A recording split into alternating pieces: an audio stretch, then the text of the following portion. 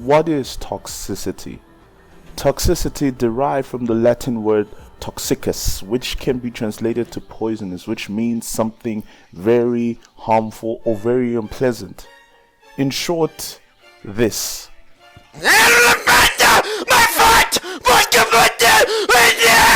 It seems I've made it my lifelong goal to point out the downright lens League of Legends players will go to show you how toxic this game can get, or at least become. I'm not one to point out the flaws in the game, such as balancing, broken champs, unfair bans, and bullshit ranking systems. No, that's not me. But every time I type in chat FF15, I'm reminded of how much this game and its community members think that it's a meme. I mean, this game is literally a meme in the gaming community. Like, if you said you played League of Legends, like, people would troll you immediately, to the point my Korean nerd of a boss made fun of me for once saying I played League of Legends. I'm not going to come out here and deny that I'm not a fan of League of Legends. In fact, I downright love the franchise and its content. I mean, did you watch Worlds last year? The whole narrative for it was literally straight out of an anime. You'd swear the whole thing was scripted. The amazing cinematics they release yearly, with its amazing choreography and design, it always gets me pumped up to begin a new League of Legends season, especially this year's one. Wait. Fear the darkness. What you say? A new League video's out. Oh. Why does it look like an Unreal Tech demo? The shadows. Even so, everything about League is simply amazing until you play the actual game and... Your skills are inferior. Okay, so what makes League of Legends toxic? Well, you know, to tell you that, I'd have to actually take you all the way back to 2015. It all started when my best friend showed me the League of Legends cinematic and Worlds trailer, and I was sold. I fell in love with the game there and then. But being a broke high school kid, there was absolutely no way for me to maintain the hobby. I was restricted to playing probably 4 games a month, or sometimes even a year. And in all fairness, looking back, that is good. That is way better than the numbers I'm actually pumping out now. But then I experienced it, the first flop of my life, the moment I got a job. Yes, to most people, getting a job would be a good thing. Well, to me, it was literally the worst thing that could ever happen to me. Because getting an actual job meant that I could actually fund my hobbies. It meant I had the income to support my lifestyle, my eventual addiction.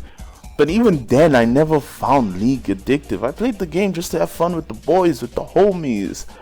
But what happens when the homies don't want to play anymore and want to play Apex Legends and Warzone?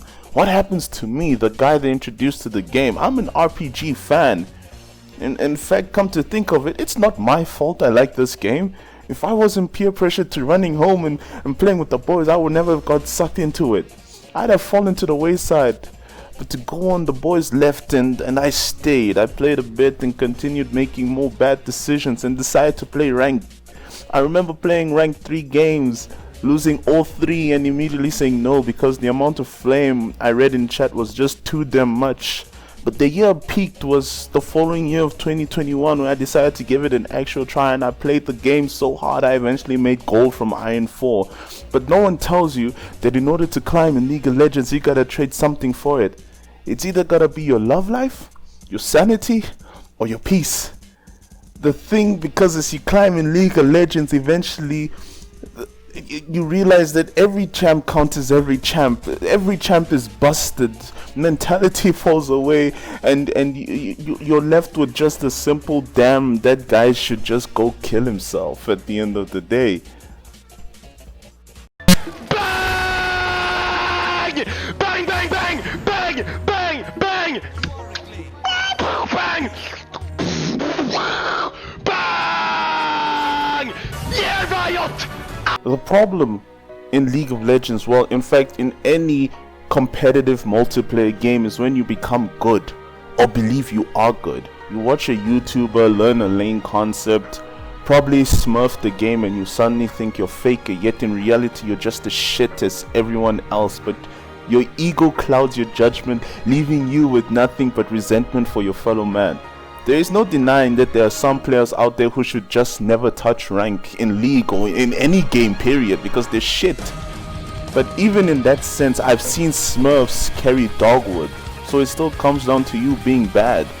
But sometimes that alone makes the game impossible. With League's impossible ranking system, once you fall into a rut, it's all but done for that specific account. I'm yet to hear of or watch any piece of content that demonstrates a hard stock tanked Iron 4 account that gets maybe 6 LP eventually climb to Challenger. Because the truth is, it's impossible. Out of all the ELOs in League, without a doubt, Iron 4 has to be the pit of it, as it's the only ELO in League riddled with bots. Like, it stinks of it, and that again in the hands of a Smurf, handicapped or not, but in the hands of a middle-aged man, who just came back from finding out his wife just cheated on him. It's impossible. And when he reaches the mental tilt and says FF, he will run it down and boycott that match so that he can get the FF that he wants. At the end of the day, League is toxic. Not because the game is toxic, but because the internet is riddled with godforsaken 14-year-old no-lifing trolls that couldn't be half-arsed on whether they climb or not. So if I could recommend, you should stop playing League of Legends, or in fact any cooperative multiplayer competitive game completely. I mean, MMOs are fine, but anything with a sense of competitiveness screams kill me now. And to sum up this video's oh fuck